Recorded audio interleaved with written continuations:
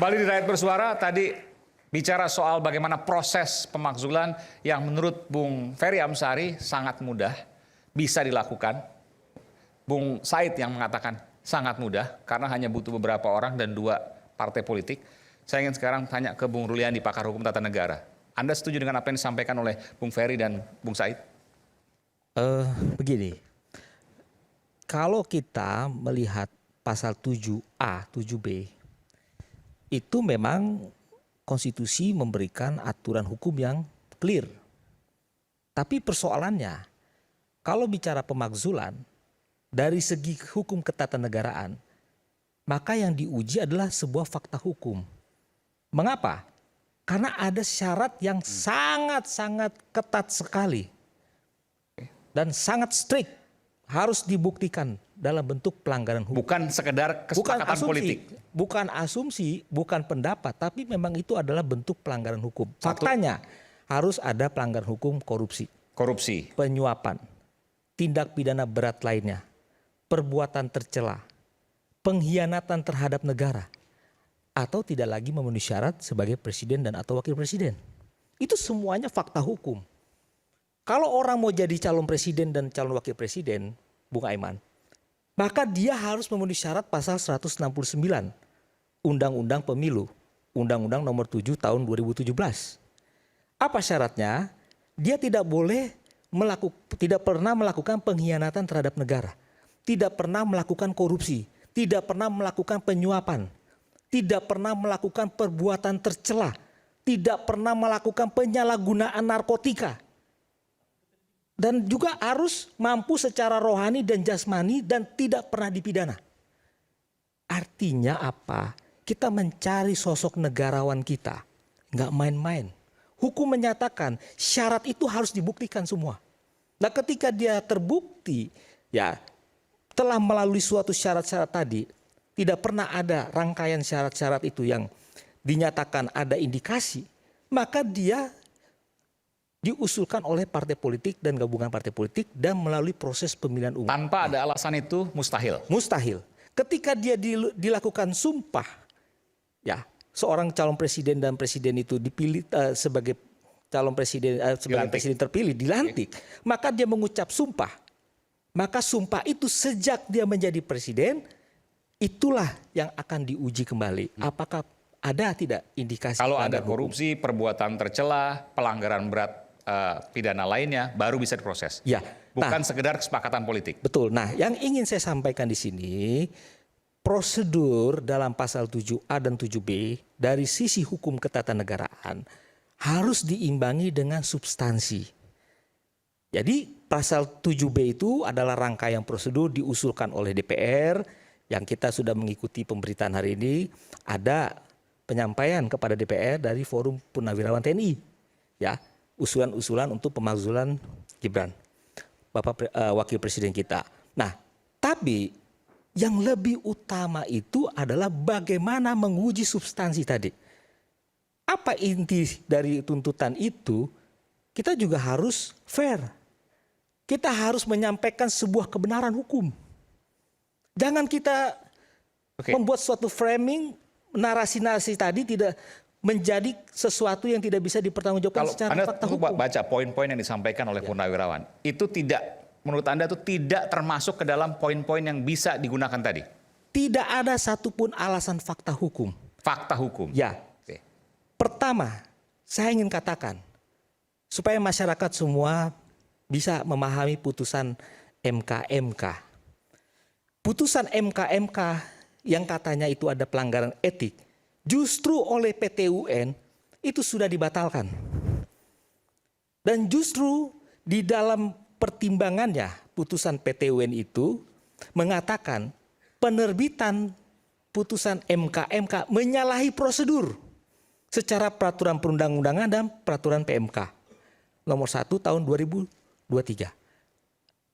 Kemudian di halaman berikutnya dikatakan bahwa dengan adanya ketua merangkap anggota MK-MK Profesor Jimli, justru Profesor Jimli itu tidak sesuai dengan Undang-Undang MD3. Karena pada saat itu beliau sebagai anggota DPD aktif. Sehingga PT UN berpendapat dalam putusan PT UN, Profesor Jimli dari segi aturan dan etik tidak tepat menduduki posisi sebagai Ketua Majelis Kehormatan MK-MK. Jadi yang melanggar etik adalah Profesor Jimli Asidiki.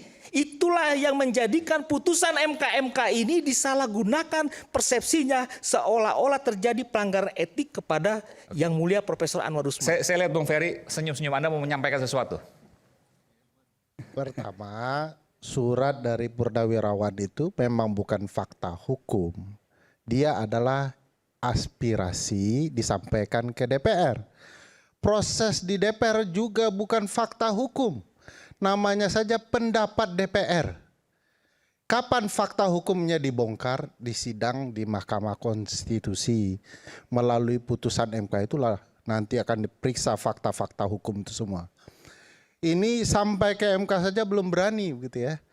Parlemen harus memastikan bahwa segala problematika itu dibuktikan nanti di Mahkamah Konstitusi. Di sana fakta hukumnya.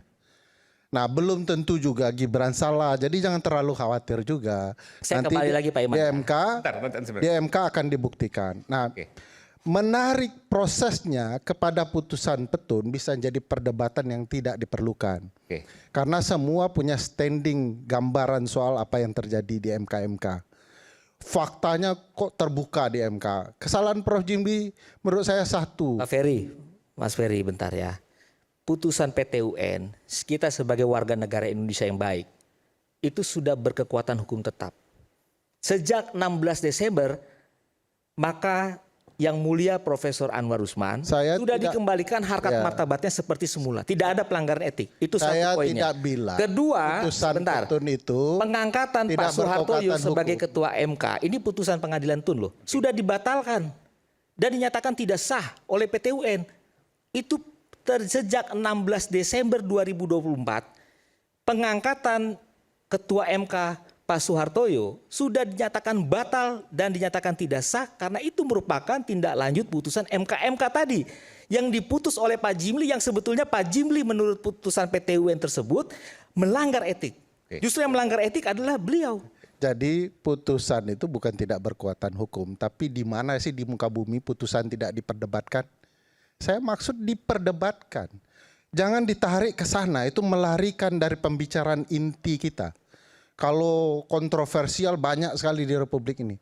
Fokus kepada apakah DPR akan membongkar kasus Fufu Fafa itu siapa? Ya. Apakah terjadi peristiwa yang luar biasa di Mahkamah Konstitusi sehingga seseorang yang tidak memenuhi syarat awalnya menjelang pendaftaran di pemilu presiden tiba-tiba melalui putusan itu memenuhi syarat. Secara ilmu, ini soal usia nih maksudnya? Iya, soal usia. Secara ilmu kepemiluan itu dilarang. Bagi saya yang belajar hukum ini mencurigakan. Kita punya niat nggak membongkar peristiwa yang patut dipertanyakan abad ini, gitu ya, sampai ke sidang di PBB bahkan ya. Ternyata ini dipertanyakan. Kita harusnya membongkar ini bersama. Nah, tinggal ini hak parlemen sekarang.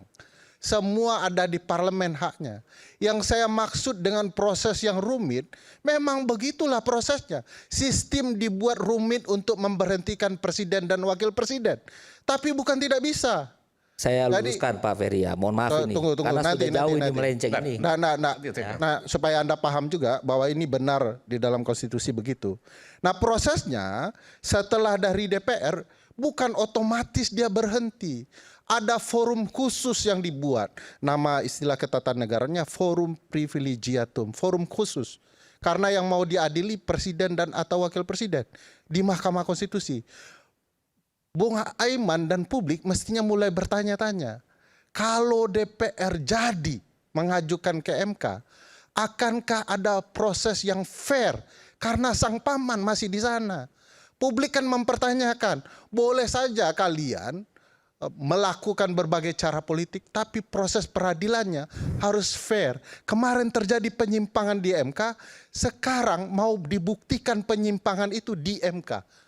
bagi saya ini timbul pertanyaan, mampukah MK setelah DPR betul-betul membongkar kecurangan pemilu dalam konteks ini permainan putusan Mahkamah Konstitusi?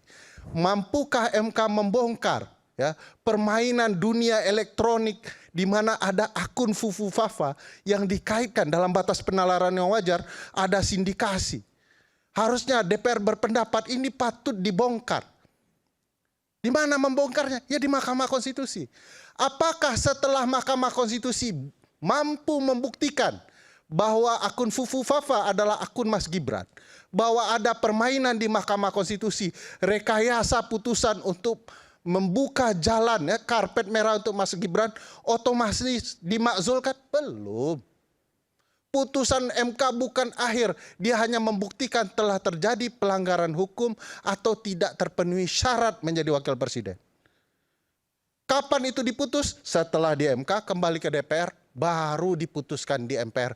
Putusannya tetap politik. Peradilan untuk membuktikan fakta-fakta hukum bahwa ada orang sedang mempermainkan demokrasi kita. Oke, jadi kalau kita berpijak pada hukum, kita hormati hukum, itulah suatu kebenaran. Tentu tidak semua pihak bisa menerima dalam praktek seperti itu. Tapi saya ingin menggambarkan, bayangkan coba kalau kita dipertontonkan dengan narasi yang tidak sesuai dengan kebenaran hukum, yang puncak tertingginya itu ada di pengadilan. Dan pengadilan sudah meluruskan persoalan itu. Tidak ada rekayasa. PT UN ini. PT UN. Tidak ada konflik kepentingan. Lalu mau kemana kita dalam bernegara ini? Ini satu persoalan mendasar. Dan ini tidak hanya berhenti pada persoalan tidak lagi memenuhi syarat. Tapi setelah 16 Desember 2024 yang menyatakan bahwa salah satunya adalah putusan PT UN itu, bahwa Ketua MK Pak Suhartoyo dibatalkan SK pengangkatannya, kemudian tanggal 30 Desember 2024 terbit keputusan MK nomor 8 tahun 2024 yang menetapkan Pak Suhartoyo sebagai Ketua MK. Apakah itu dilalui melalui proses pasal 24 huruf C Undang-Undang Dasar 45 bahwa Ketua MK dipilih dari dan oleh hakim konstitusi? Intinya semua sudah dijelaskan dan itu berawal dari putusan MK yang menyalahi prosedur. Oke, Anda menyatakan bahwa semua itu sudah diputuskan oleh PT UN, jadi nggak ada permasalahan apapun. Nggak, yang ditun itu soal sah atau tidaknya pelantikan Ketua MK. Tidak bicara yang soal kita sedang bicarakan ini soal apakah ada permainan di dalam proses penyelenggaraan pemilu yang berkaitan dengan pelanggaran hukum. MK, itu tidak diatur dalam PT UN. Tentang pengangkatan. Ini pelajaran ilmu hukum dasar ya. Peradilan tata usaha negara itu bicara soal administrasi. Sekarang apa yang mau kita perdebatkan ini soal pemakzulan di ranah hukum tata negara. Dua peradilannya sudah berbeda, objeknya pasti berbeda. Jangan dikait-kaitkan, memang dia terkait, tapi itu bukan objek yang hendak kita bahas malam ini. Saya tambahkan sedikit, singkatnya Pak Bang Aiman ya. Undang-Undang MD 3 itu mengatakan MPR bisa memberhentikan presiden dan atau wakil presiden menurut Undang-Undang Dasar 45. Jadi pasal 7A itu menjadi pedoman untuk membuktikan fakta hukum. Sampai dengan hari ini, baik sebelum menjadi presiden, dia sudah lolos. Boleh saya tanya ke Bung Ruli? Dan hari ini setelah disumpah sebagai presiden. Saya boleh tanya nggak ke Bung Ruli? Kasus MK itu secara undang-undang di mana diatur di undang-undang? Pasal berapa? Undang-undang nomor berapa? Begini. Nggak ada. Loh. Jawabannya nggak ada. Itu udah jelas cuma permainan politik untuk melegalisasi proses curang yang sudah ada. Anda lihat prakteknya juga dulu pernah terjadi. Ya, pertanyaan saya bukan praktik-praktik, pertanyaan saya undang-undang. Peradilan melaksanakan tugasnya dasarnya undang-undang. Di undang-undang dasar di mana? Di undang-undang di mana? Di undang-undang PT UN ada. Enggak ada. Undang-undang Putusan MK itu tidak ada. Bentar. Yang ada adalah proses. Karena itu diujinya adalah keputusan MK. MK menjadi objeknya adalah sejak keputusan. kapan Objeknya keputusan adalah putusan administratif, MK. ya, keputusan administratif dalam bidang justisial itu diatur dalam Undang-Undang Nomor 30 Tahun 2014. Pak Ruli, Jadi di mana-mana penerbitan itu, petun itu tidak mengadili putusan. Yang diadili itu keputusan. MK itu Best checking sudah namanya. dinyatakan menyalahi prosedur dan itu pernah terjadi di perkara Evi Novida Ginting. Putusan etik DKPP Anda mau katakan apa, oleh Ferry? PT UN. Anda mau katakan apa? Ini super ngawur keputusan Evi Novita Ginting Manik itu soal keputusan presiden terhadap pemberhentiannya. Kepres. Itu objeknya. Putusan kasus ini adalah keputusan soal pengangkatan ketua MK. Jadi bukan objek yang kita perdebatkan apakah. Saya tanya Bang Ferry ya, amar putusannya apa? Ya amar putusannya. Mengembalikan salah satunya ya, Betul. harkat dan martabat. Boleh nggak Penggugat. secara undang-undang Seperti semula. Ada nggak ketentuannya? Baca Petun pertimbangan bisa. hukumnya dong. Petun tidak bisa mengembalikan harkat dalam perkara MK, Pak. Hari ini sudah ingkrah. Mana Sudah dia berkekuatan mengembalikan hukum. harkat? Itu kan bicara soal best checking, keputusan, bukan putusan. Anda Sampai dengan itu hari saja ini sudah salah, Mas putusan Ruli. itu sudah berkekuatan hukum tetap. Iya. Anda kan Nggak paham hukum itu. nggak apa-apa. Apa artinya ingkrah? Dalam praktik mafia dunia hukum, Saya tanya, seluruh apa artinya proses formal putusan itu yang telah selalu berkekuatan hukum digunakan tetap? oleh para mafia untuk membenarkan kesalahan. Oke, baik. Kita akan kembali saat lagi. Kita bersama gini. Rakyat bersuara.